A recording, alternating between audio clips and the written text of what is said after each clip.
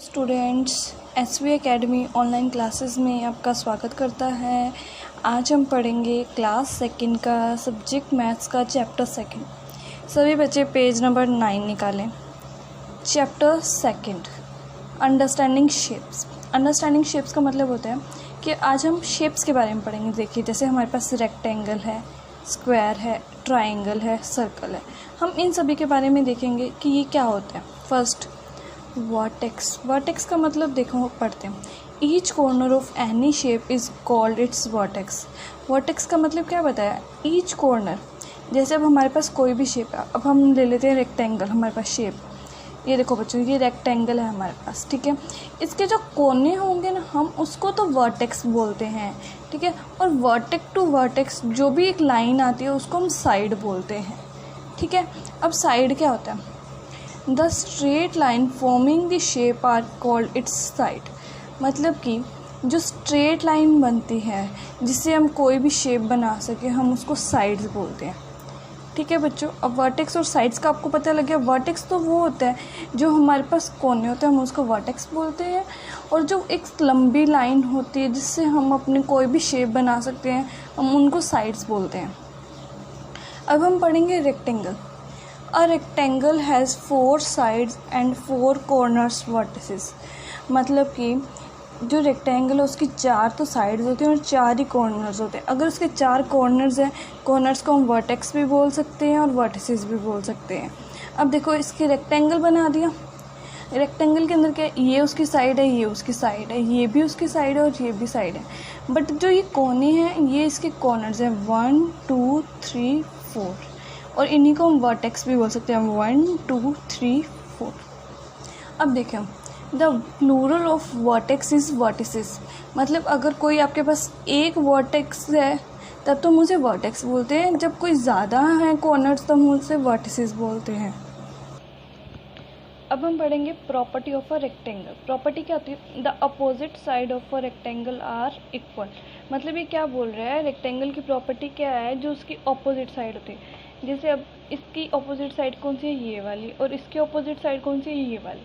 क्या बोल रहा है प्रॉपर्टी ऑफ रेक्टेंगल में? जो उसकी अपोजिट साइड्स होती हैं वो सेम होती हैं। मतलब जितनी इसकी ये लेंथ होगी उतनी ही ये वाली लेंथ होगी। जितनी इसकी ये वाली साइड की लेंथ होगी, सेम अपोजिट साइड की ये ही लेंथ होगी, ठीक है। प्रॉपर्टी ऑफ रेक्टेंगल सभी को समझ आ गया है। अब हम पढ़ेंगे square. Square has 4 sides and 4 vertices. मतलब स्क्वायर की भी 4 साइड्स होती हैं और 4 ही वर्टिसेस होते हैं। 1 2 3 4, 4 साइड्स हो गई। अब 4 वर्टिसेस 1 2 3 4। वर्टेक्स का मतलब हम इसके कॉर्नर्स को भी बोल सकते हैं 1 2 3 4। अब प्रॉपर्टी क्या होती है स्क्वायर की? Property of square, all the sides of square are equal. मतलब कि जो स्क्वायर होती है उसकी हर एक साइड इक्वल होती है। मतलब जितनी इसकी ये वाली साइड होगी उतनी ही ये वाली साइड होगी, और ये भी साइड सेम लेंथ की होगी और ये भी साइड सेम लेंथ की होगी। अब हम पढ़ेंगे triangle. A triangle has 3 corners और वर्टिसेस।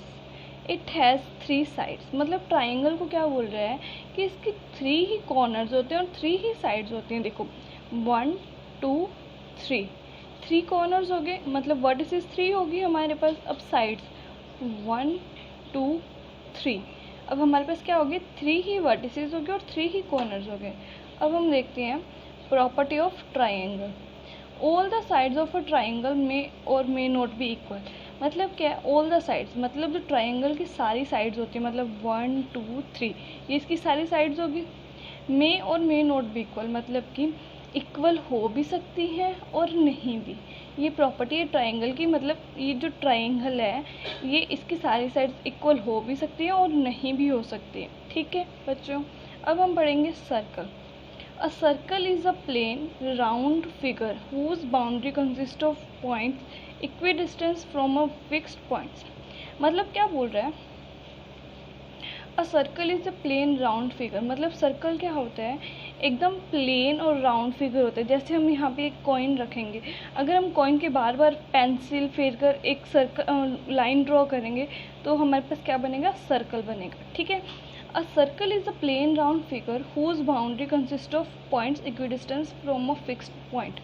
मतलब क्या बोल रहा है कि देखो, अब प्लेन राउंड फिगर का मतलब आपको समझ आ गया है, ठीक है। Whose boundary consist of points equidistance, मतलब कि जो उसकी बाउंड्री, जैसे ये इसकी बाउंड्री है सारी की सारी, ठीक है। अब देखो, हम अगर ये वाला पॉइंट लेते हैं, इससे सेम डिस्टेंस पे ये वाला पॉइंट आएगा, जितनी इसकी ये लेंथ है उतनी ही इसकी ये लेंथ है। हर पॉइंट से अगर हम उसके सामने वाला पॉइंट लेते हैं तो इनकी सेम इक्वी डिस्टेंस बनती है, मतलब कि सेम डिस्टेंस होता है इनका, ठीक है।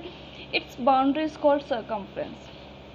हम इसकी बाउंड्री को क्या बोलते हैं? Circumference. And that fixed point is called centre, मतलब जहाँ पे इसका सेंटर होता है, मतलब जैसे हमने ये एक डिस्टेंस ले लिया, अगर हम इसका हाफ कर देते हैं तो वो उसका सेंटर होता है। इसका जो ये फिक्स्ड पॉइंट है, इस डिस्टेंस से यहाँ तक सारी जगह, यहाँ से यहाँ सारा डिस्टेंस सेम होता है। प्रॉपर्टी ऑफ अ सर्कल क्या है? A circle has no corner, मतलब इसके पास कोई कॉर्नर नहीं है, क्योंकि ये गोल है ना बच्चों, इसके कोई भी कॉर्नर नहीं है, इसकी प्रॉपर्टी है। अब सभी बच्चे पेज नंबर 10 पे आएंगे, ये हमने 9 नंबर कंप्लीट कर लिया है। अब देखो, सभी बच्चों ने पेज नंबर 10 निकाल लिया। अब हम पढ़ेंगे कुबॉइड। कुबॉइड क्या होता है? देखो, अब हम इस सारी शेप्स में पढ़ेंगे कुबॉइड्स क्या होता है। Look at the following shapes of the object related to our daily life. ये क्या बोल रहा है? जो आपको नीचे सारी शेप्स दी हुई, जैसे इरेजर, बुक, टी, बॉक्स, अलमीरा, सूटकेस, ब्रिक, रेफ्रिजरेटर, ये सारी हमारी डेली लाइफ के यूजेस में आती हैं। इरेज़र हम स्कूल में वर्क करते हुए इरेज़र का यूज़ करते हैं। बुक हम पढ़ते हुए यूज़ करते हैं। ताजमहल टी हम चाय में यूज़ करते हैं। बॉक्स हमारे घर पे होते हैं। अलमीरा जो हमारी कपबोर्ड होती है या अलमारी को हम अलमीरा बोलते हैं। सूटकेस जिसमें हम अपना सामान रखते हैं। ब्रिक का मतलब होता है ईंट। रेफ्रिजरेटर का मतलब होता है फ्रिज। अभी देखो बच्चों, इन सभी की शेप क्या है? कुबॉइड। इन सभी का मतलब क्या होता है? कुबॉइड का मतलब होता है, जैसे आप इरेज़र ले रहे हो, इरेज़र के अंदर देखो, ये तो इसकी लेंथ हो गई, ठीक है, ये इसकी हाइट हो गई, ठीक है, ये इसकी विड्थ हो गई, ठीक है बच्चों। अब देखो, मतलब ये हमारे पास जो कुबॉइड होता है उसके अंदर हमारे पास लेंथ, विड्थ, हाइट, ये तीनों ही चीज़ें आती हैं। बट इन तीनों की ही जो लेंथ, हाइट और विड्थ होती है, इनकी जो मेजरमेंट होती है वो अलग अलग होती है। जैसे अभी ये बुक है, बुक के अंदर क्या है? ये इसकी लेंथ है, ये इसकी विड्थ है और ये इसकी हाइट है। अब इन सभी की जो साइड्स हैं वो अलग अलग हैं। जैसे अब ये है, ये सबसे लंबी है, ये उससे छोटी है, फिर ये उससे भी छोटी है। इस तरह जो हमारे पास लेंथ, हाइट और विड्थ छोटी होती है, मतलब किसी की फिक्स नहीं होती है, तो अब हम उसे कुबॉइड बोलते हैं। अब अलमीरा है, अलमीरा की देखो, ये लेंथ है, ये उसकी विड्थ है, ये उसकी हाइट है इतनी सी, ठीक है। अब देखो, हमें पता क्या लग रहा है कि जो कुबॉइड होता है हमारे पास, उसके अंदर क्या होता है कि हमारे लेंथ, विड्थ और हाइट सब अलग होता है। अब देखो, all of those objects are of cuboid shape. ये सभी जो ऑब्जेक्ट्स हैं हमारे पास कुबॉइड शेप में। अभी देखो, जैसे ये ब्रिक है हमारे पास, ये ब्रिक की लेंथ है, ये ब्रिक की विड्थ है और ये ब्रिक की हाइट। अब देखो, जैसे ये वाले जो पोर्शन है ये सबसे लंबा है, उसके बाद ये छोटा है उससे, फिर ये उससे भी छोटा है। तो इससे हमें क्या पता लगता है कि जो ये सारी इनकी साइड्स हैं वो सभी की मेजरमेंट्स जो अलग अलग है। तो हमारे पास ये कुबॉइड है, ठीक है। In a cuboidal object there are 8 vertices, 12 edges and 6 faces.